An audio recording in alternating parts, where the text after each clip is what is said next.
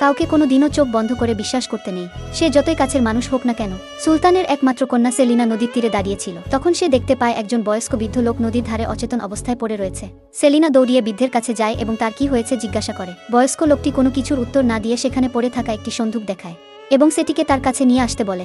মেয়েটি তখন কোনো কিছু না ভেবে দৌড়িয়ে যায় এবং বৃদ্ধর কাছে সন্দুক নিয়ে আসে।